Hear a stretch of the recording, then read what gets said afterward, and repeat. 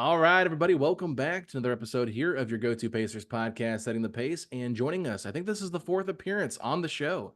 It is the general manager of the Indiana Pacers, Chad Buchanan. Chad, thanks so much for joining us. How you doing? I'm good. It's good to be back on the show, guys. Yeah, I mean, we were always planning on getting you back on during the offseason, but who would have thought that we would have seen this Pacers team play almost all the way up until the month of June with the two playoff series victories this year. So a lot of things we can get into here, but I just want to talk about this run that the Pacers were on. Just from your perspective, how surprising and how fun has this run been to the Eastern Conference Finals? I know they lost in 4 games to Boston, but even that series was ultra competitive where you guys were up, with just a few minutes left in the game. I mean, just looking at this run and kind of seeing it from a, just a positive perspective, what did you take away from this team's run to the Eastern Conference Finals? Well, I think from the start of the season, we knew this group was going to have great chemistry. There was a really good vibe in the locker room. The guys really liked each other. And a lot of them, it was a lot of the same guys from last year for the most part, with a few new faces. And so we knew going into the season that this group had a chance to have a good togetherness to them, a good unselfish way of playing. And, Coach Carlisle really maximized, offensively how we play. It's one of the funnest teams to watch, on the court, and one of the funnest teams to be around off the court. It was really a rare combination in the NBA to have the chemistry that we had on and off the floor. So you knew there was a chance that if things fell right, that the chemistry would help you get through an 82-game season. And if you play right, play well at the right time of the year, just never know what can happen. And as you guys know, we were fighting for our playoff lives all the way down to the last 82nd game of the season. And we played a lot of important games leading into the end of the season, which I think helped prepare us for the intensity and the urgency of a playoff series. And that's something that I think gets overlooked a little bit is those games we played up, the last 7 or 8 games, played some good teams, and we played very well against a lot of those good teams. And it really developed us, you didn't have to flip the switch once the playoffs started because we had already had playoff-like games where we had to win games. And, the run winning 2 series, I think, was more than we expected, I think, to be honest with you. I think going into the season, we were hopeful to have a postseason appearance, whether it was a play-in or a playoff series, to help this young team and get some experience. And, to do what we did and to play like we did and, some very tough series against some very good teams was just a bonus. And, it's one of those seasons you don't want to end. Sometimes you have 82 games and you're counting to the end. You're ready, but this year was not that. We were really disappointed how it ended and wanted to keep going. But unfortunately it ended how it did. And, you got to move on and prepare for the next year. Yeah, I don't think anybody was ready for this season to quite end, which is a great thing. But one thing that really stood out to me the last time you came on our show is you said, let's just get to January and see how things are. Like, that's when you really were saying that's when we'll have a good understanding of this team. But was there one specific moment throughout this past season that you could really think of and say, okay, I think we got something special here? Oh, that's a good question. I think there was moments where after the trade for Pascal, where he finally started to settle in a little bit. And, there were some games where he really started to mesh with the way we played. It was a transition for him getting used to the system we play. But he had a few games in there. It's hard to pinpoint one specific game necessarily. But I felt like there was momentum that gathered as the season really progressed. And, we had some really good wins down the stretch against some really good teams. I think all those felt like it just added a little more confidence that this group, is, hey, maybe we could, make some noise in the playoffs. And Pascal's getting more settled, more comfortable. Tyrese is starting to look a little more healthier.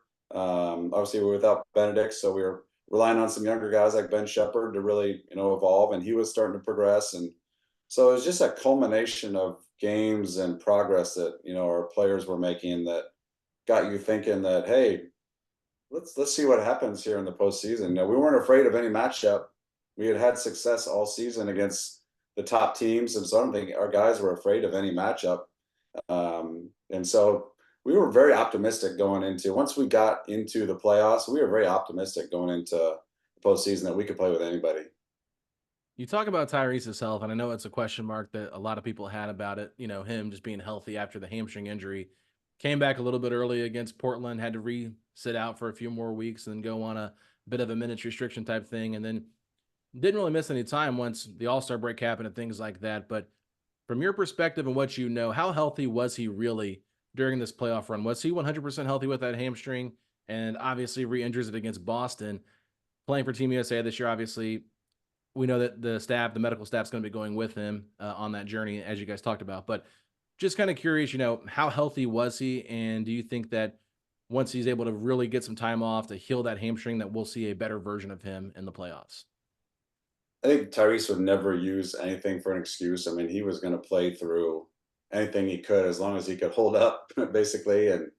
But I also think at the back of his head, he knew he had to adjust and adapt his style of play because he wasn't 100% healthy. I don't think, he was dealing with soreness, for really the last half of the season, once he returned. But it was the point where he could manage it, but he did have to adapt his game a little bit. He wasn't quite at the rim as much. So he was creating in other ways for our team. And it's really remarkable that he was able to be the level player he was, the last 40 games, whatever it was, playing at the health level he was at. And he would never admit that he didn't feel 100%, but you could tell that, he wasn't, like I said, he kind of adjusted the way he played offensively and, but still tremendous player. And I think, having an off season here to get some rest will really, really be beneficial for him. And I think, by the Olympics, he should be feeling hopefully 100% ready to go and just carry that momentum into the season for us. Yeah, how tough was that internally for the first time to have to balance Tyrese having to play 65 plus games in order to qualify for an all NBA team while also making sure that he can properly recover, not suffer any sort of setback, anything of that sort where you want to keep him happy, but also you want to keep your eyes on a bigger picture. Yeah, it was, Tyrese wanted to play every game. Like, other than the first day after the injury, like he has such an internal, confidence in himself and his ability that he wants to be out there. And sometimes we as an organization and our medical staff and our front office and coaches have to be looking out for the long term for him. As much as he wants to be out there, sometimes you have to, look at the big picture for things. And, now you're dealing with a 65 game situation, like you mentioned, and you want him to get there, but you also want to be smart about it. And, he wasn't worried about 65 games. He wanted to be on the court with his team. And there were nights where he wanted to play, and we just, it was smarter for us to hold him out. And, fortunately we got him to, and he made it to the 65 game threshold, which he absolutely deserves, the contract he received as a result of it. And that's what we wanted to, but we also had to be thinking long-term for him, for the health of himself, both now, but also moving forward. We didn't want this to be something that became a lingering long-term issue for him, that you're dealing with into the off season, then into training camp. And then it's, just touch and go for a whole season or whatever it might be next year. But, to Tyrese's credit, he didn't like always having to sit out. We were kind of making him do it, but, it's also a testament to the guy who just loves to be on the court. And you hated to having to some nights, make him make the choice that, hey, this is something we're making the choice for you, I should say, that you're not going to play. And, but he understood, he's a smart guy and he understands the long-term ramifications of not putting himself at too much risk. Going back to the Boston series, Pacers get swept 4-0, but could have won game one. That last 10 seconds of the game, it was right there. And unfortunately, things just went, the other way. And Boston was able to make some great plays to win the game. And then games 3 and games 4 had leads in the end of the fourth quarter, just couldn't hold on. What did you learn about your team in that series against Boston? You're big enough that the sting is still kind of fresh. So I was trying to not think about it anymore. But yeah, that whole series, obviously the end of game 1 set a tough tone for us moving into the rest of the series, because that was right there for the taking. But it also allows you, as you evaluate your team, individual players, the style of play, it gives you, some insight to what you need to do to be better in the future. And you're always evaluating your team. And, the freshest thing on our mind is what beat us in this series. And Boston has a lot of weapons.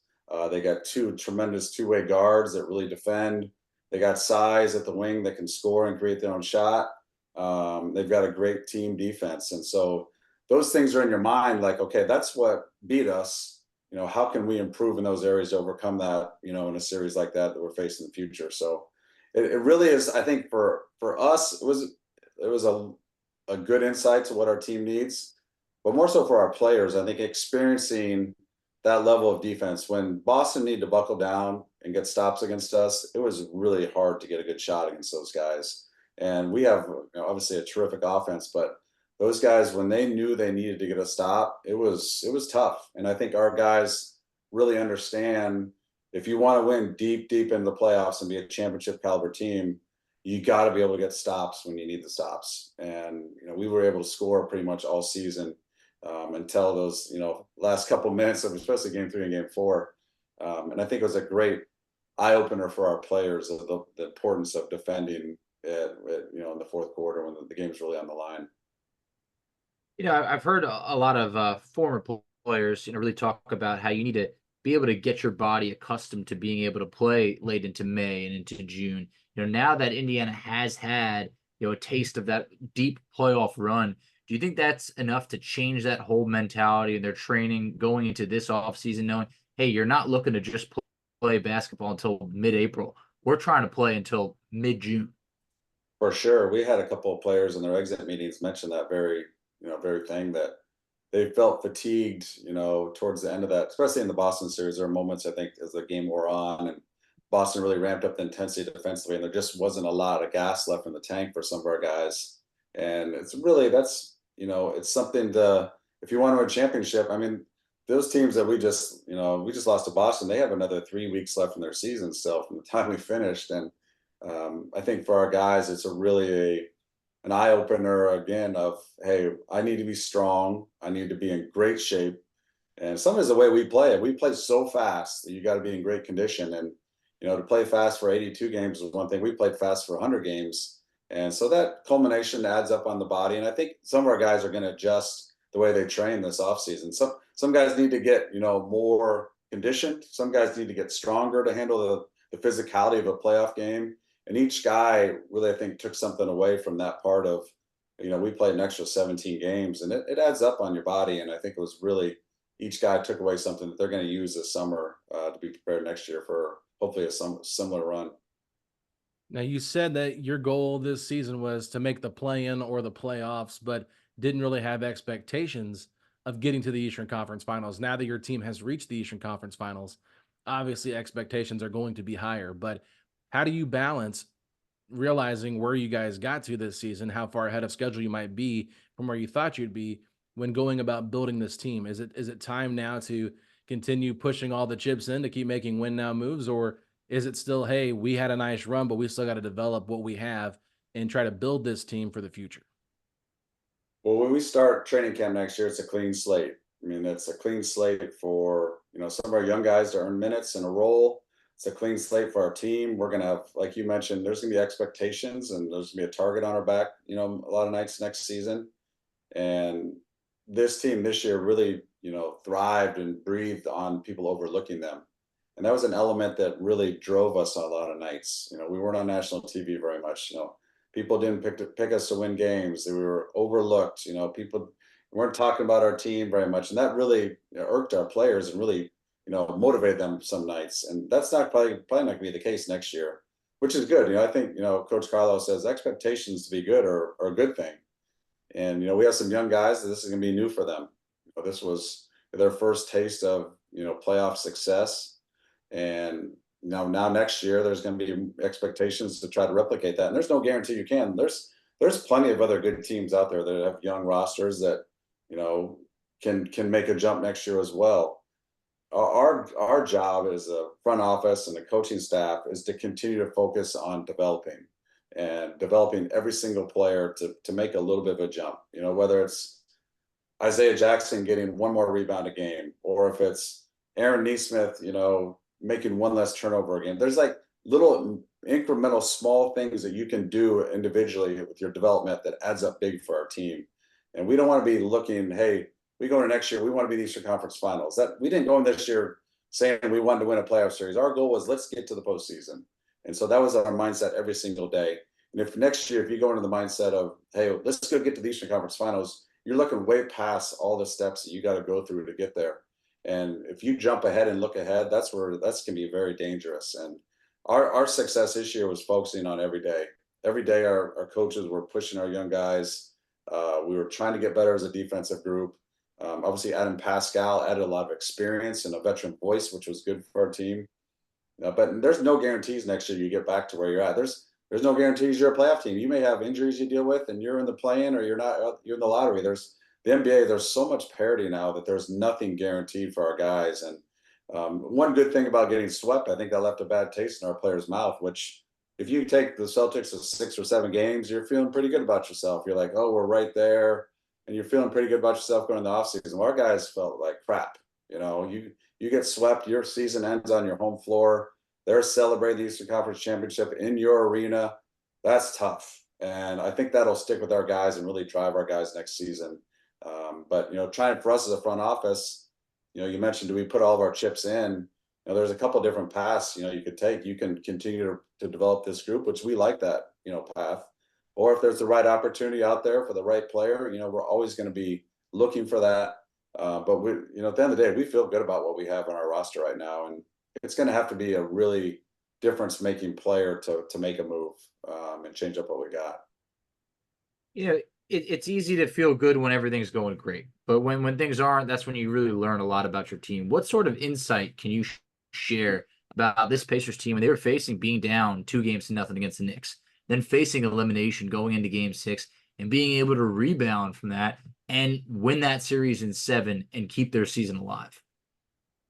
The voice of several of our players at the right moment was spot on. We had, after we went down 1-0 in Milwaukee when we played terrible in Game 1, Pascal delivered such a good message after the game to our guys, because our guys, we win that series feeling good. Hey, Giannis isn't playing. We beat this team this year. We have success. And they come in, they punch us in the mouth in Game 1. And I think our guys were kind of like, oh, crap.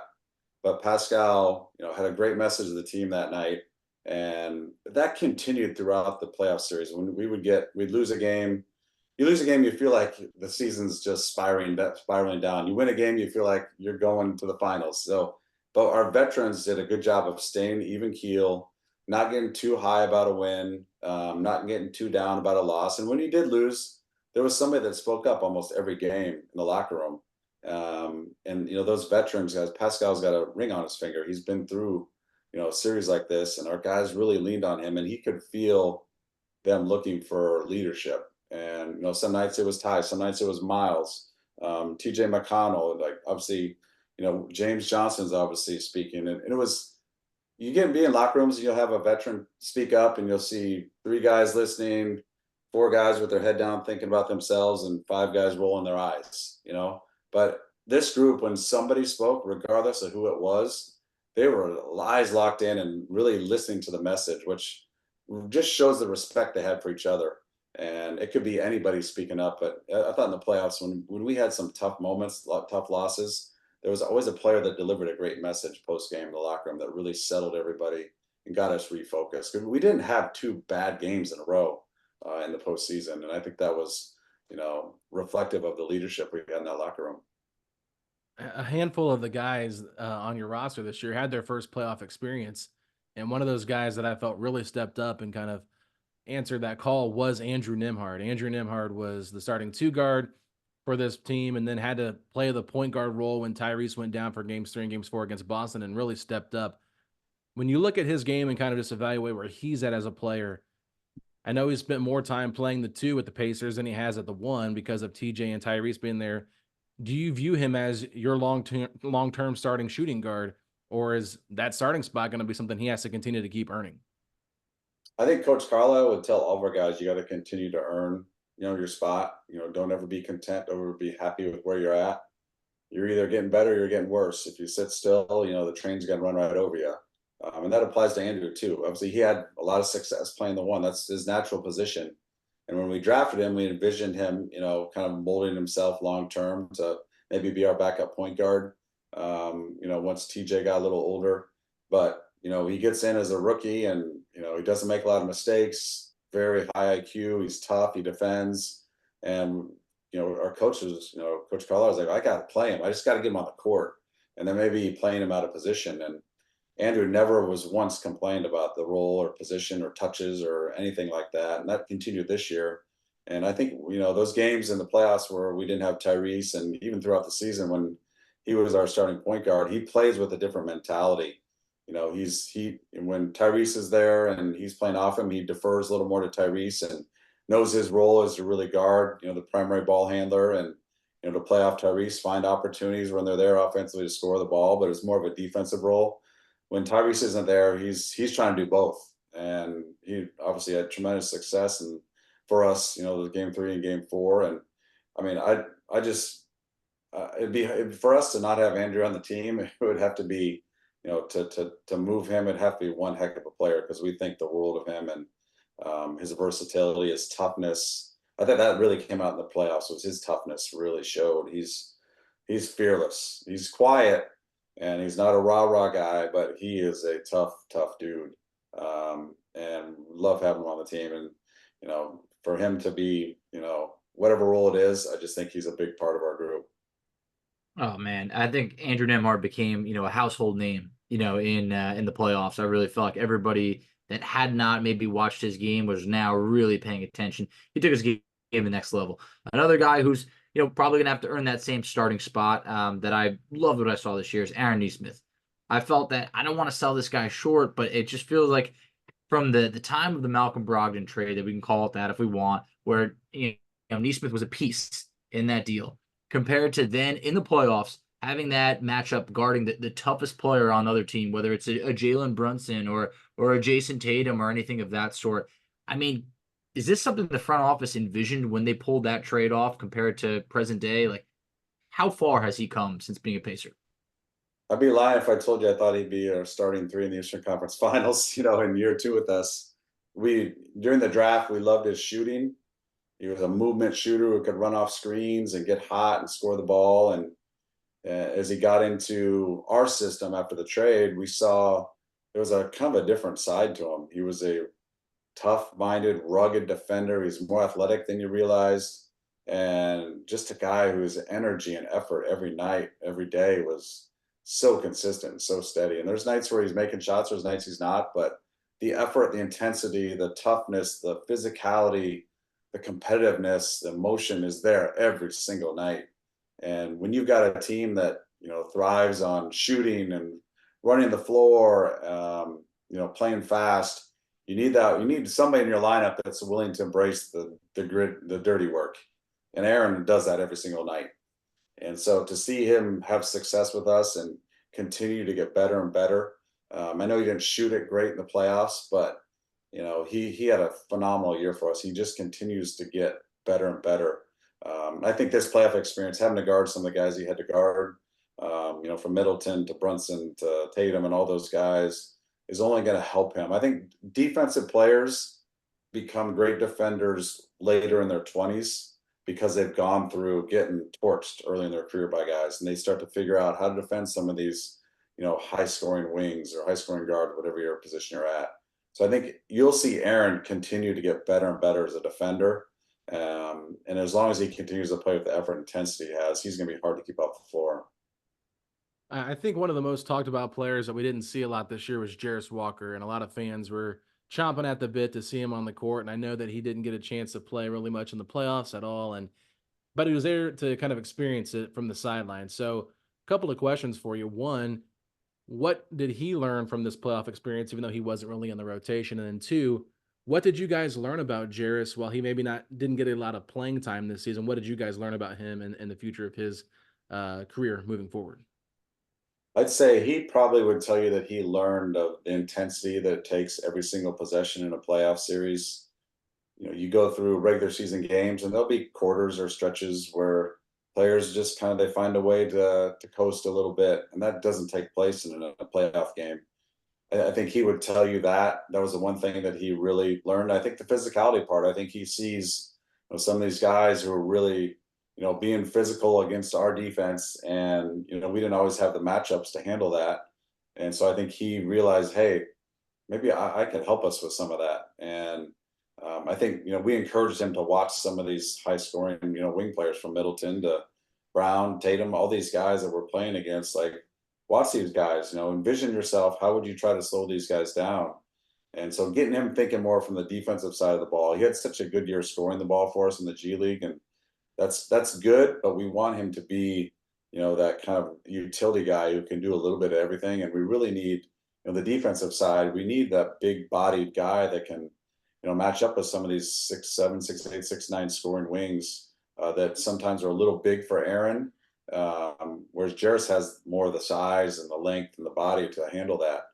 And us for a front office, as the season progressed with him, we saw, obviously as a rookie, he was riding the wave. There's some highs, there's some lows, and it's easy for a young player to get discouraged, especially when you're picked where he was picked, and to not be in the rotation. And I think he was disappointed. I mean, who wouldn't be? You want to play, you want to be out there contributing, and the opportunity very rarely came for him because we had guys playing well at his position, that were deserved to play. And not that Jarris didn't deserve to play, but the guys in front of him didn't deserve to just go sit because another guy's waiting to play. That's not how Coach Carlisle or we operate. You've got to kind of earn your spot.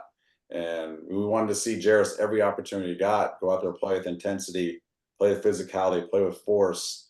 And that's something that would kind of fluctuate this year. And that's what we talked to him a lot about.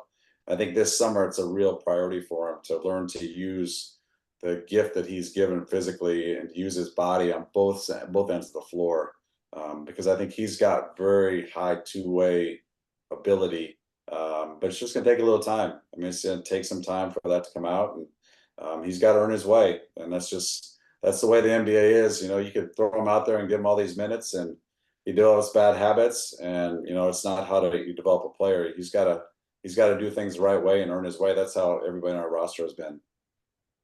Oh, absolutely. This fan base is very excited about, Jarris Walker. When you talk about, internal development, I mean, that's exactly who everybody's looking towards, of saying, look what we were able to accomplish without Jarris Walker. If we can get him going, this team could be dangerous. But another player that the Pacers were missing down the stretch was Bennedict Mathurin. Mathurin unfortunately had that shoulder injury. As he enters year 3, what is it that you really want to see out of Bennedict Mathurin from, an off-season improvement standpoint?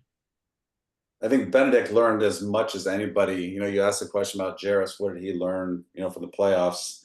If you ask Bennedict, I think he took away a lot of helpful things.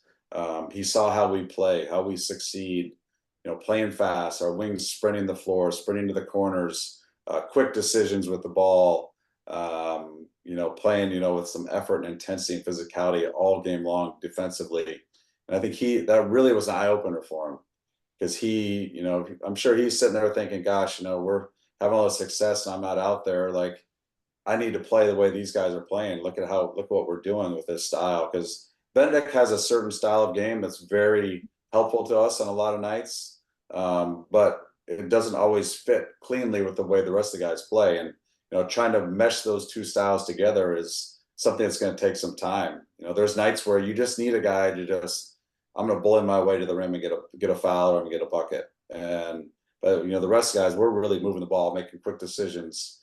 Guys don't hold the ball very long. Where that's Benedict's kind of learning to play that way, and I think he knows that's something he's got to learn to kind of adapt to the way the rest of the guys are playing. And we've challenged him on that, and he knows that's something he's got to add to his game. It's making quick decisions.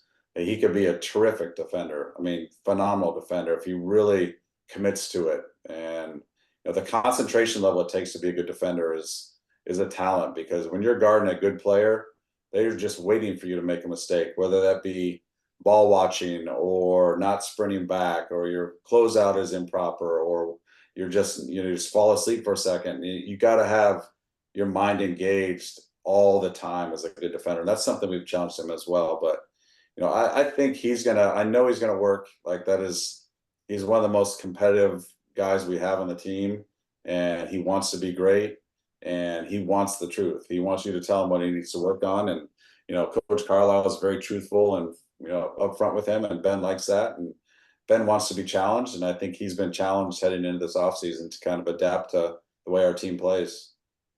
Staying with Ben here, I mean, we heard 2 things I think that were really interesting from Ben in his exit interview with the media.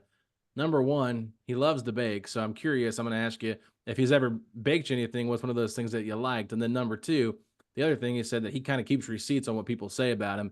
And if you look at his most recently liked tweet, it's actually from our podcast when we did it with Coach David Thorpe. And Coach David Thorpe actually said that the Pacers are better when Mathurin's not playing now because he's a liability defensively. So kind of curious your thoughts on the obviously the baked good stuff, but in terms of him kind of like reading those receipts, taking it personal, wanting to prove people wrong, and then what you kind of seen from him in terms of like how he responds to negative criticism on social media. Yeah, the baking part, it's funny you asked that. This was toward the end of the year. We were at practice one day. We were leaving to go out of town the next day I forget where we were going. And he's sitting over there underneath the basket with, I think it was Ted Wu and I and Carl Eaton. And he's just, somehow somebody was talking about food, and somebody asked Ben, like, what's your favorite cookie? He asked him what, somehow the cookies came up. And I forget what he said, and he goes, "What's your favorite cookie?" And I said, "I'm an M&M and chocolate chip. I love M&M chocolate chips." And he asked Ted what his favorite cookie was. I think Ted said like, Snickerdoodle, something like that. And it was just a casual moment of a conversation. Then the topic turned to something else, and you didn't think anything of it. We get on the plane the next day. Ben comes to the plane where Ted and I are sitting. He's made a box of chocolate chip and M&M cookies for me, and a box of Snickerdoodles for Ted.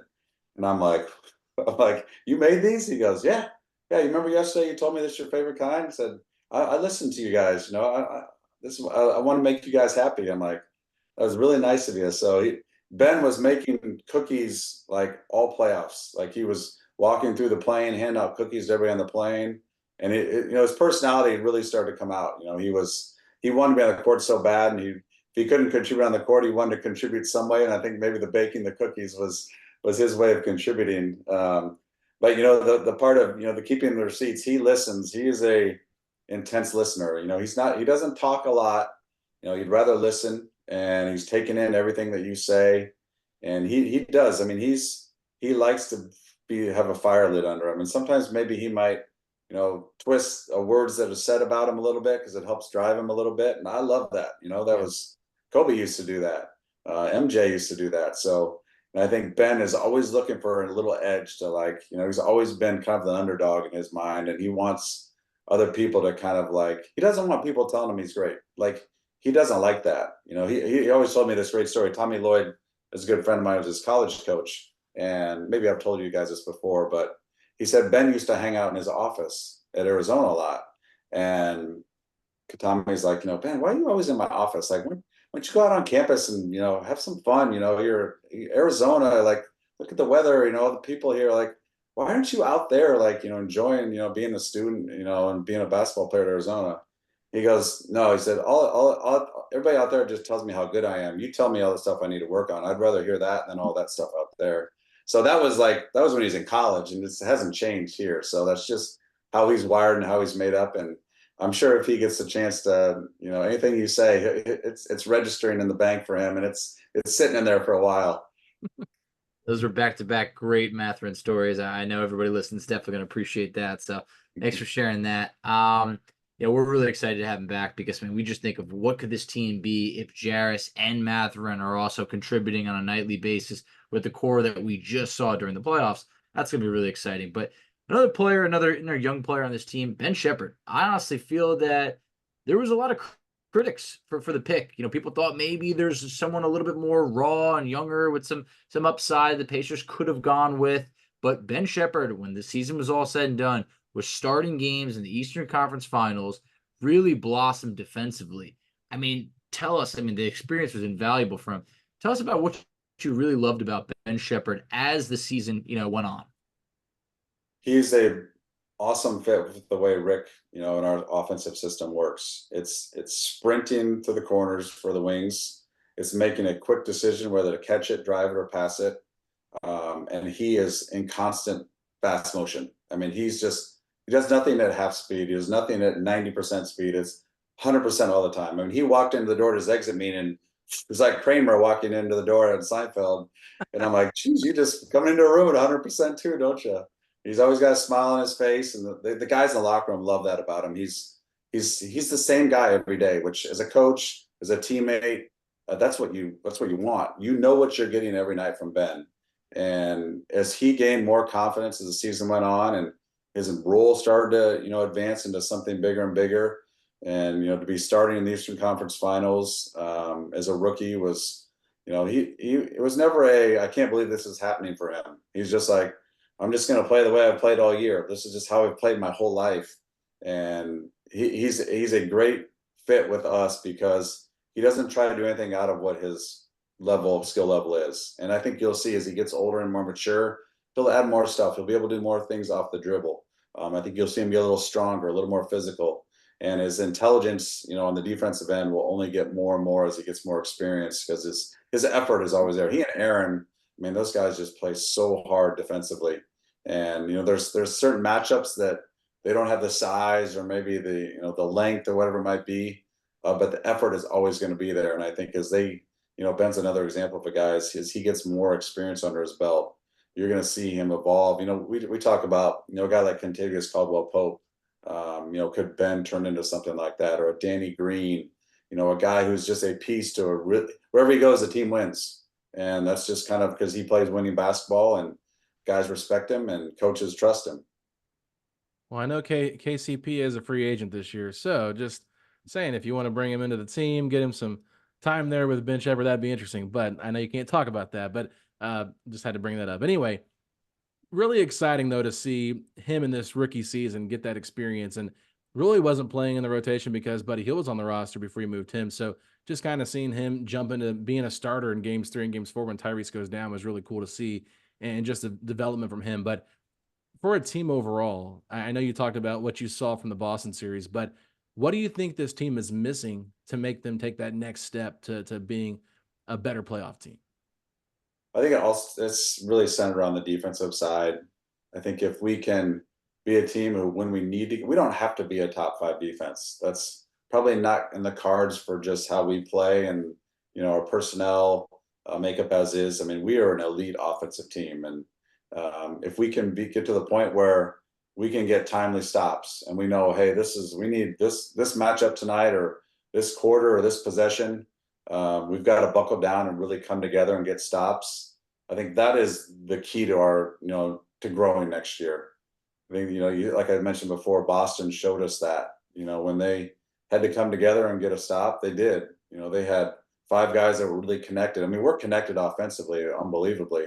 Getting that same connection defensively takes some time and takes guys playing together, trusting each other a little bit on the defensive end. And, Jenny Busick and Jim Boylan are handling our defense, and we made steps. I mean, I know early in the year it was rough, but they made a commitment. If you were to watch our team practice every day, there is a serious, focus on that end of the floor.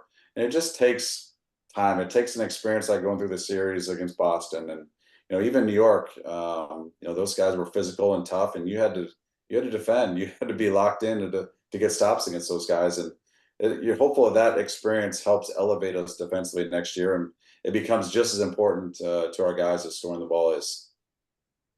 Yeah, I think that we saw the Pacers defense improve month after month, and I believe after the All-Star break, they were about the 18th ranked defense, which I think was pretty solid from where we came at the beginning of the year. The Pacers defense can be a top 10 to 15th ranked. I think that everybody would be, so pleased with that. But switching over to the offensive side of the ball, look, Rick has a certain style he wants to play. He wants them to get out and run, especially in transition, and they put the right pieces around Tyrese for that offense to really be able to click. Did you ever imagine that this could be the most prolific offense that the league's seen in about 40 years? Or, also, can this offense improve from what we just saw when it was already the bar set so high?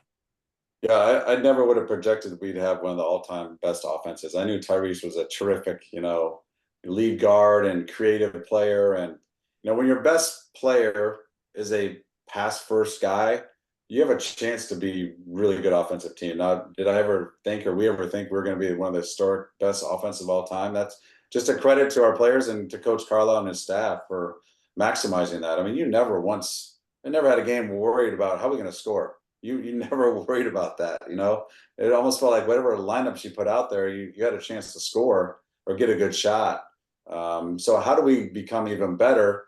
we got to continue to, improve as a catch and shoot team, because we get a lot of open threes, a lot of catch and shoot opportunities. And, to get to the point where we have multiple guys shooting 38 to 42% from three, that's our jump offensively. And we had stretches where guys, typical NBA season, you have a month or two or a couple of weeks where you're shooting it great, then you get into a slump. And trying to find the consistency for having multiple guys make shots every night. Because when we shot the three well, we were really difficult to beat. And we also, obviously, we're great at the rim too.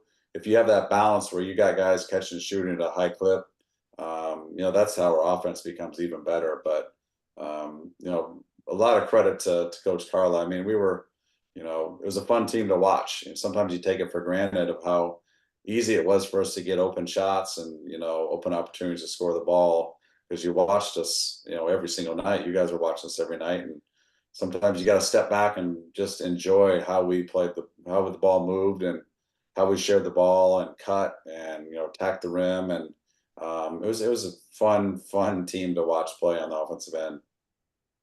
We saw Isaiah Jackson play a little bit more in the playoffs than maybe he had been there towards the end of the season.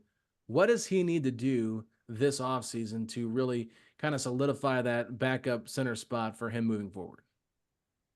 There was steps that he made this year that I thought a little less fouling. He's a very aggressive physical player, which kind of led to some, maybe some unnecessary fouls at times. I think he's starting to clean that up a little bit. I think continuing to work on his body. He's obviously a very quick twitch, very aggressive guy. The stronger he can get, the more impactful he can be rebounding wise, the more impactful of a finisher he can be. You look at Dallas, Dallas has two centers that are very similar. They're a little bigger than Isaiah, but they're rim rollers, they're lob threats, they crash the glass, they take good shots, they're great screeners. They have a very defined, simple role. And I think Isaiah can do those things very well. We're not wanting him to expand to start shooting threes yet. Now that may come in time, but you're not trying to drastically change a young player's game, yet. That's got to kind of evolve in time.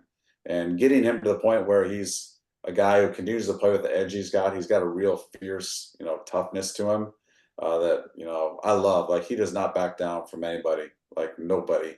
And as his body gets stronger and he gets more confident as like a finisher and cleans up some of his, fouls, he's got a chance to be a terrific backup center for us. And you saw glimpses of it in the playoffs. I love the steps that Isaiah took, this year. I felt like from a minutes perspective, it's not like he was given such a bigger role, but I felt that he made every minute count this year. He was able to stay on the court, like you mentioned, cutting down on those fouls. I think that was great. And he always played hard. But a big that can shoot threes, Miles Turner. Turner and the Pacers, they've been through it all since 2015. He's re-signed a few times. Finally was able to break through and have that playoff success. Got out of the first round for the first time. Everyone of the conference finals. I mean, it's got to be awesome for Turner to stick this out and be able to then reap those rewards.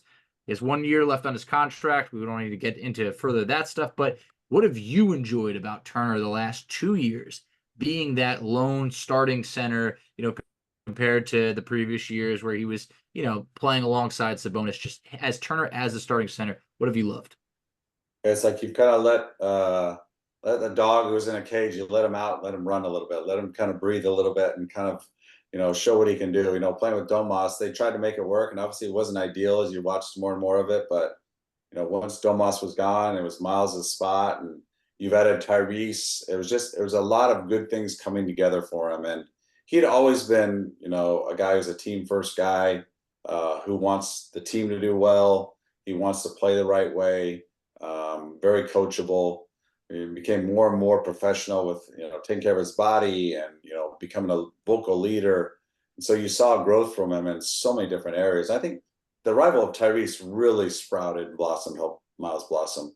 And I think Miles would tell you the same thing. The game is easy when you play with Tyrese, and especially when you can shoot. If you're screening for Tyrese and you can shoot, you're going to get a lot of open shots. And I think Miles understands that. And those two have developed a real chemistry. And, as a 5-man who can spread the floor and shoot with the way we play with, Pascal and, TJ and Benedict, when he's out there, they're attacking the rim. It just gives a lot of space to a lot of our other guys. And to see him have success, this year after what he's been through, and as loyal as he's been to the Pacers and to, the organization, and to see him get rewarded was really, it was great to see. And I know it meant a lot to him because he's wanted this for a long, long time.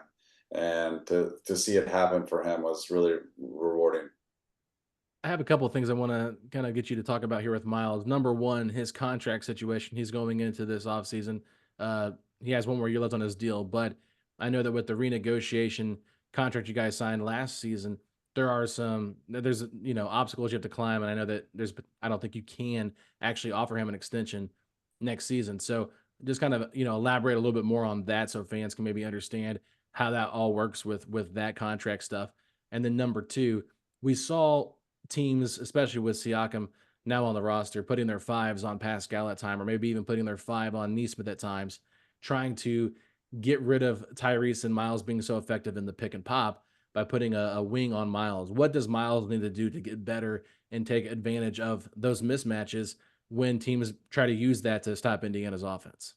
Yeah. Well, with this contract, to be extension eligible, there has to be a certain amount of length of your previous contract. His last extension did not make him extension eligible for this year. So it was a 2-year deal that we extended him at. So he's not eligible to be extended right now. But he will be, a free agent next summer. And obviously he's been a big part of what we did this year. On the court, when you mentioned, Pascal being defended by some fives, I think Miles, became a little more confident in the post, I think, this year. You could feel he recognizes that, obviously, when they put a smaller guy on him, he wants to go into the post. In the past, that wasn't always the case, but he wants to get in there. And I think, he's got, obviously a size advantage in all those matchups, and, getting himself to slow down a little bit was something that I think he really tried to work on this year. But just, hey, you catch the ball, keep it high, just turn and face and just shoot over a guy. And I think that's, a part of his game that he wants to continue to evolve and improve on. Because, he recognizes that too. He sees, hey, there's so many times these teams are switching, and I've got, a wing, or I've got Derek White guarding me, or, I've got Josh Hart guarding me, whatever it might be. I want to punish that. I want to punish that matchup. And, our guys, I think our guards do a good job of trying to feed him in those moments when they can. And that's just part of his involvement as a player, and, learn to slow down a little bit in those situations. Just, hey, just let your advantage just happen. Don't try to force it and rush it in the post. And when he doesn't rush things in the post, good things happen. And he's added a little bit of element to his game. If he's got space, he can put on the floor a little bit and finish against guys. And I think that's something he's always spends the offseason working on, at least adding one part to his game, or trying to add a little bit to his game. I think you'll see that this year, and the post game will be a big part of that.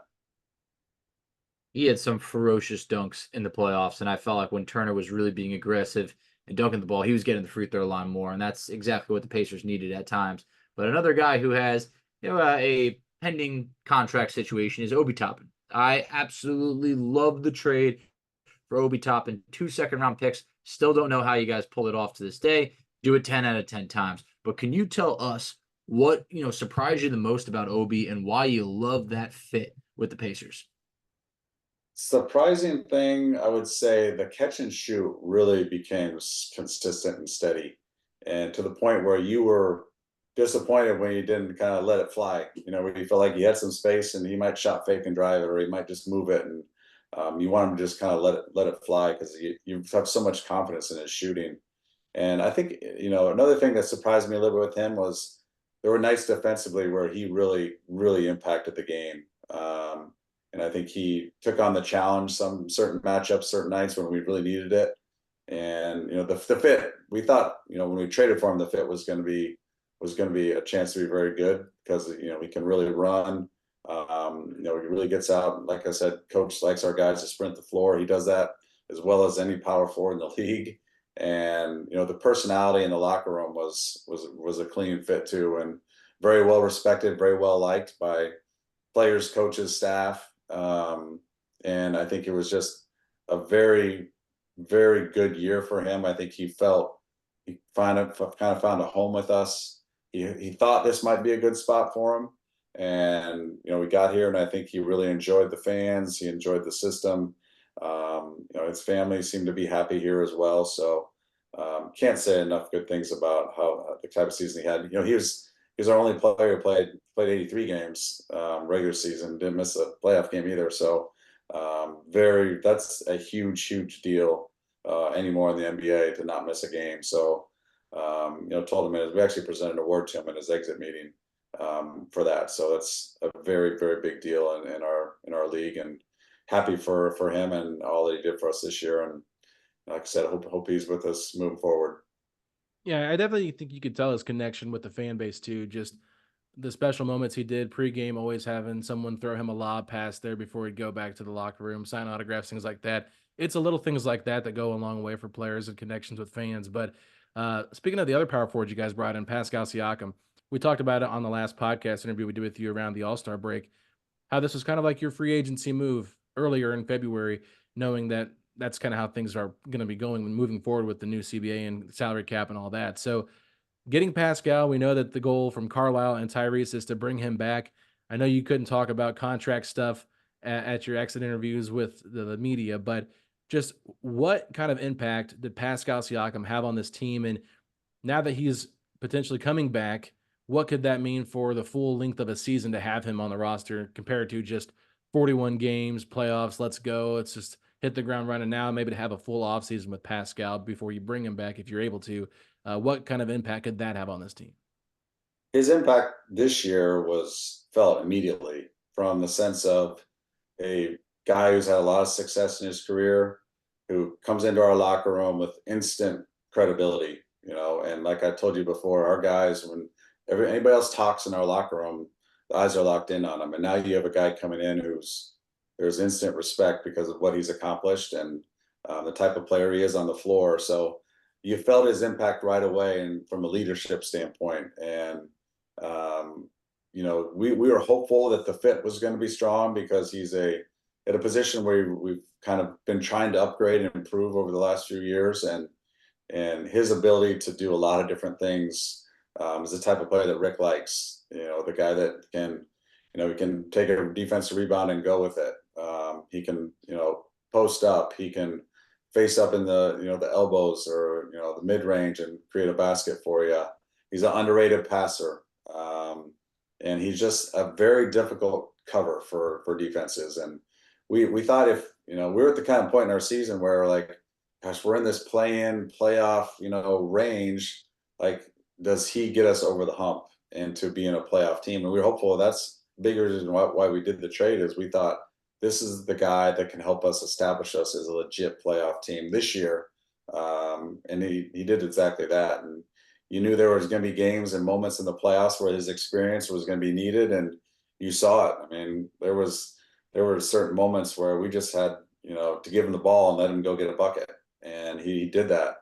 And like I said, his influence in the locker room was very strong. He had a good voice with the guys, and moving forward, if he's with us, hopefully he is, that a full training camp, a full off season with our guys, and a full season moving forward only acclimates him and gets him more and more comfortable with our group. And I think he's got some very good years ahead of him. People talk about his age, like I think his best years are still ahead of him. Loved his shooting percentages in Indiana. He was extremely efficient. But I also just want to give a shout out to you in the front office for, it's very easy to say, well, the timing might not be perfect. The timing is never going to be perfect. You guys pushed the chips in. You made that move, and you were rewarded for it with a lengthy playoff run. And I don't think that happens without Pascal Siakam. But another guy who I think got to the playoffs for in this instance the first time was Tyrese Haliburton. I thought it was an unfair criticism that, hey, Haliburton's never been in the playoffs. It was only year 4 for him, but he had a lot of the highs and lows throughout these playoffs. What did it say about Tyrese in games that maybe he was really under the microscope for maybe not shooting the ball enough, or not being as aggressive as he should have, and then on other times being able to come through in the clutch with a game winner, or a 26-point performance in Game 7 to close out the Knicks? I mean, what was his mindset like when things weren't going right, compared to, being able to make those transitions to make the changes. I got to give him credit. There were the games where maybe he didn't play as well, or people felt like he wasn't as aggressive. The next game, he was a different player. Like he never let one bad game bleed into the next, and I think that is a sign of a guy who wants to be good, a guy who understands how he can get better from game to game, how he can learn from game to game. And I think he was very steady. You never saw the disappointment from him. When he played great, he never got too high about things. He was embracing and he was loving, and the playoff experience was something he wanted so bad. And once he got there, he was taking it all in and trying to learn as much as he could, because this is something he wants us to be, every year for him. And so he knew the first year there were going to be some challenges. He was going to, take some hits. There were going to be some tough moments, and he wanted that. He wanted to test himself to see, okay, it's not going good right now. I didn't play great tonight. The team didn't play well. Everybody's crushing me. This is what I wanted. And sure enough, the next game he bounced back. And I think that's part of his learning development. People, got to understand he's a young player who's just finished his rookie scale deal, and he's still learning the game. Talk about some of his best years ahead of him. He's nowhere near the prime of his career, and this last month or so was what he's been craving. He's wanted this, since we made the trade for him, and now he got to taste it. And I think you'll see a guy come back next year with a lot of good things that he's taken away from this run.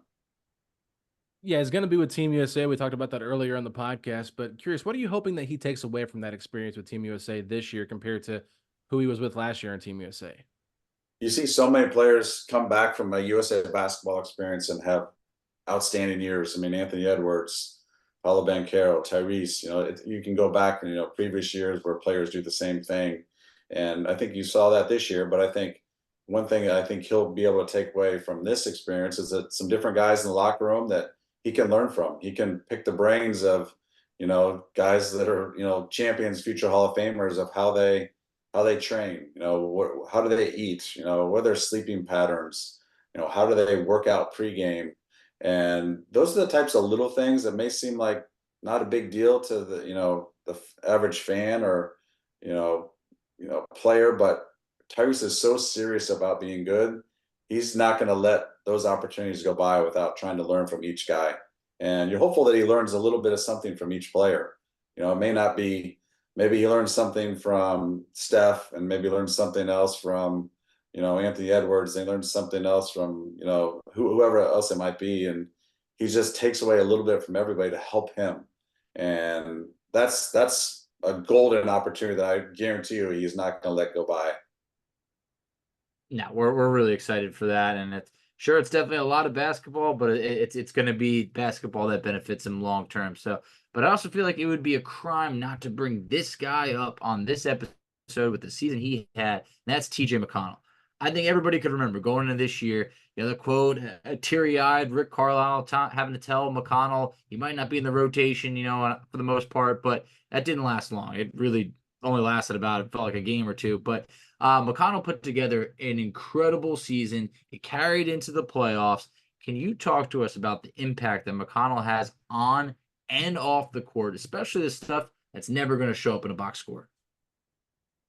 I think I mentioned this in the postseason press conference, and we said it to TJ in his exit meeting. It'd be lovely if he would have kept a journal from day one of this season till the end. That would have been some great reading, to go from being out of the rotation and maybe not being able to play to having somebody compare him to Michael Jordan in the Eastern Conference Finals.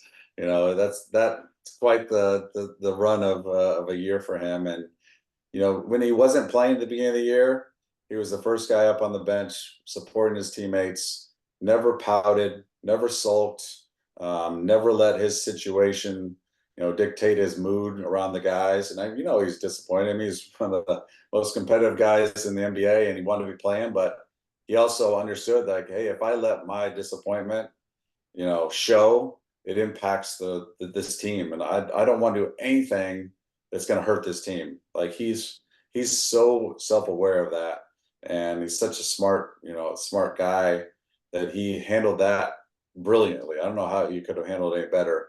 And then obviously opportunity comes and he's ready. He takes advantage of it, and you can't take him off the floor, a lot of nights.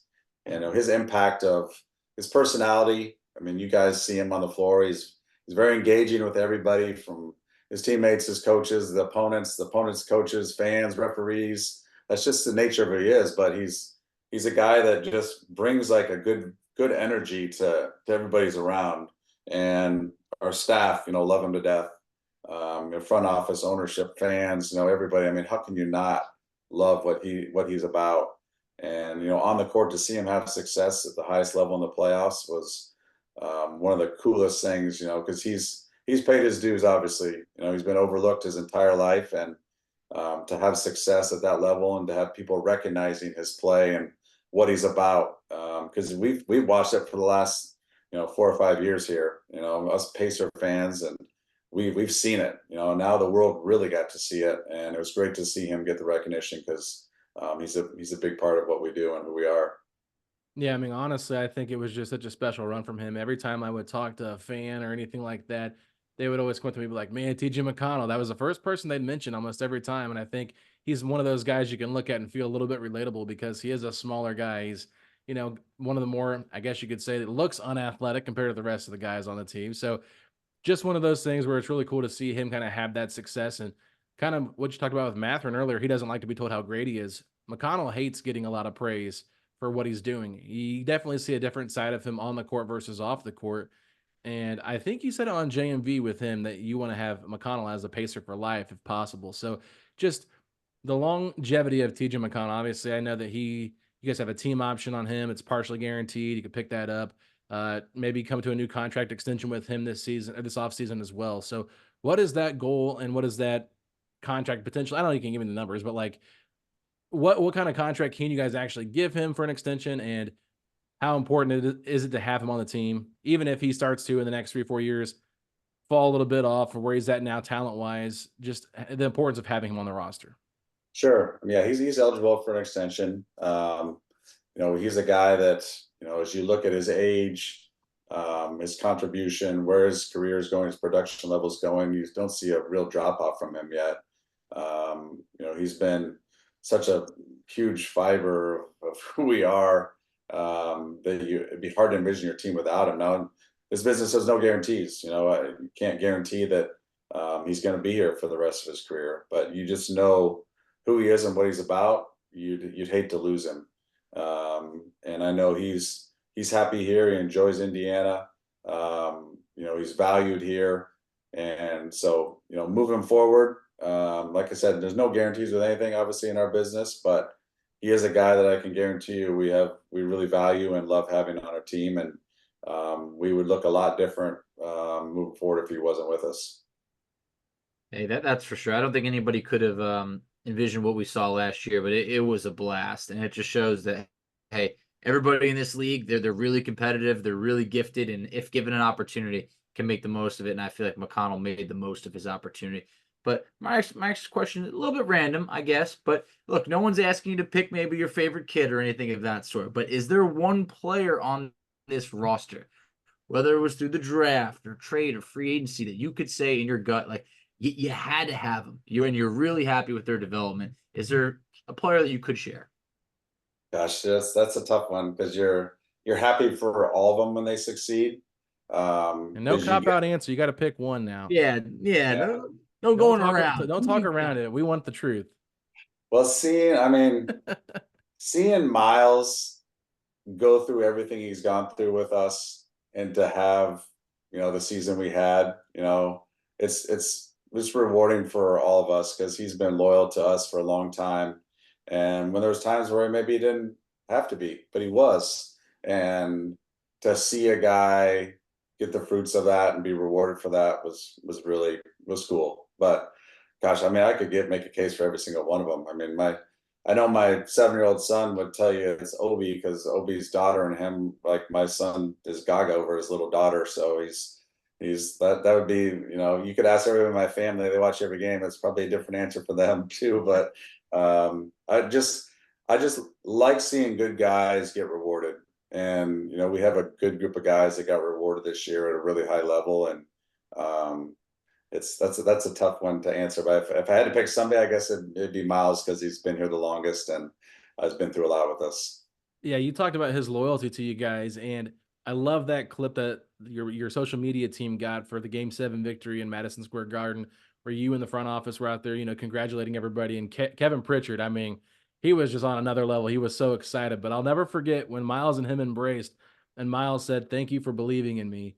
What was Yeah. that moment like in that Game 7 victory in that locker room?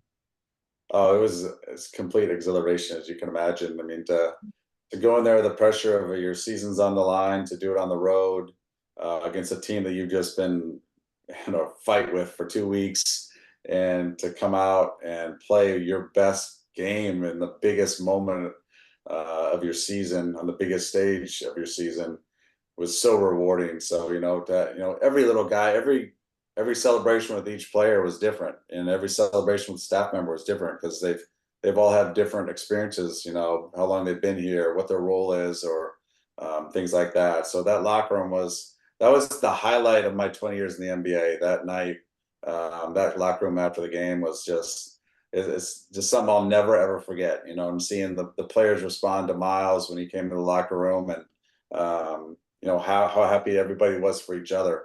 Nobody was celebrating them individually; they were celebrating each other, and coaches included, staff included. It was just one of those like really together moments where you felt like we all did it. It wasn't one player that helped you do it. It was we all did it together. That was an awesome feeling. Pacer pride was running at an all-time high at that moment. I think the fan base just really came together at that time, was saying, through all the highs and lows and everything, like that was the reward for sticking with this team, the players sticking with it, the coaching staff, and everything of the sort. So that was definitely an awesome moment on the season. But while we're also picking and choosing, I'm going to put you on the spot again. Which player do you think took the biggest step this year, in your opinion? Hmm. Biggest step this year, you probably have to. I mean, Andrews, where he finished the season. I know he didn't have big games all season long, but I think you feel like the momentum going into this offseason and into next season, that this is a guy who's ready to really take a big step. Not that he didn't already, but I feel like he made significant growth, especially at the end of the season.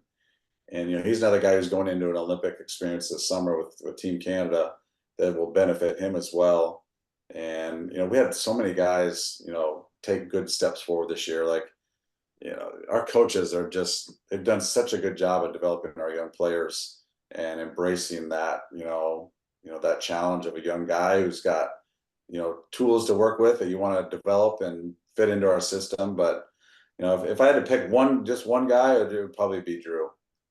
Yeah, I mean, when Mike Breen's calling him a future star on the broadcast for ESPN, I mean, that's pretty high praise, and you can't beat that. And just like you talked about with his ability to just kind of leave it all on there on the court, like the 3-point shot that he hit against the Knicks in Game 3, the bang that Mike Breen gave him, the little scuffle he got into with Bobby Portis, like he's one of those guys too that's kind of fearless on the court, and he won't put up with any nonsense. Like he's a silent killer is what I like to call him, just because like you mentioned, he's fearless. So he's one of my favorite players, just to watch him grow and just see what he's doing on both sides of the court. But one of my last questions here for you. I know we're wrapping up, and it's been about a little over an hour here, so thank you for your time.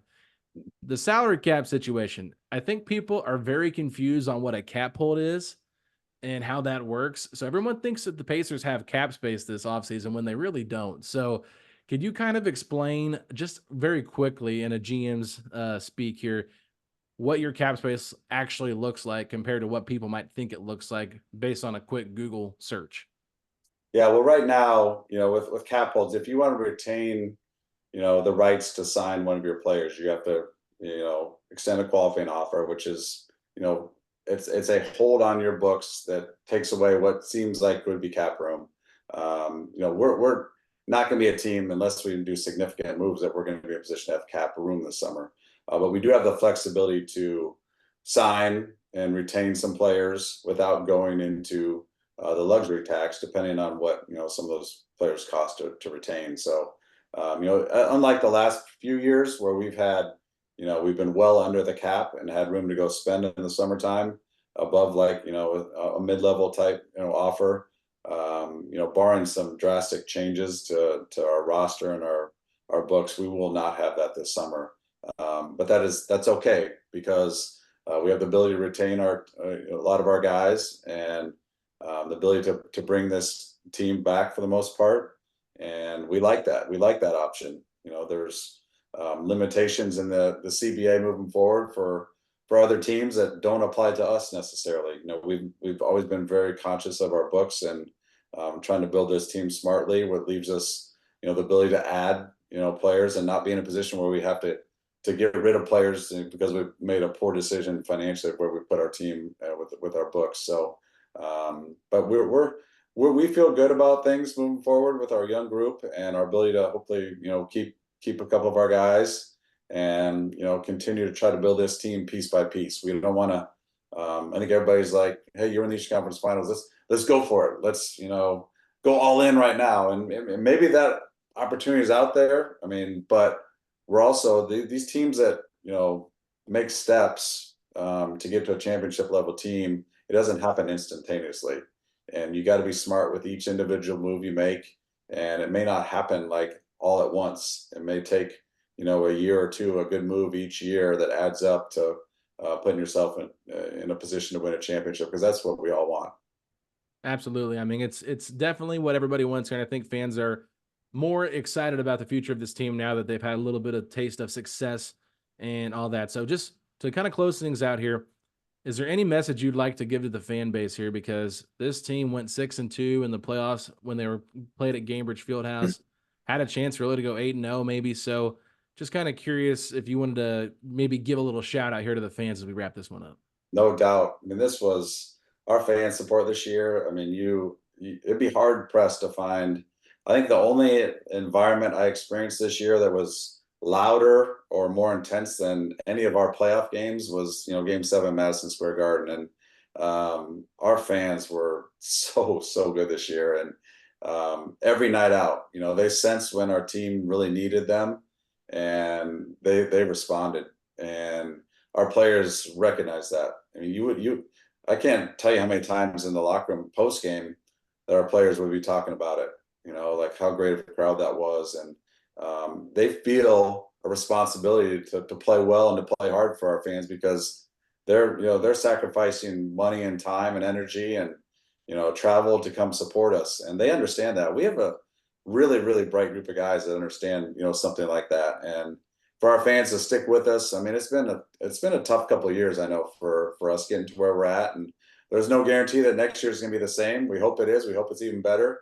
But we hope they continue to stand by us like they have. And I think our players would echo that they don't take that for granted when they run out there on the floor and in the playoffs, they see all those gold shirts. I mean, we played in Boston Game 1, and they put a black T-shirt on every seat in TD Garden. There was probably less than 500 fans put it on, and you go to a Pacer game, and I mean, it's 99.5% of them put the shirt on, and that's just their passion for our team.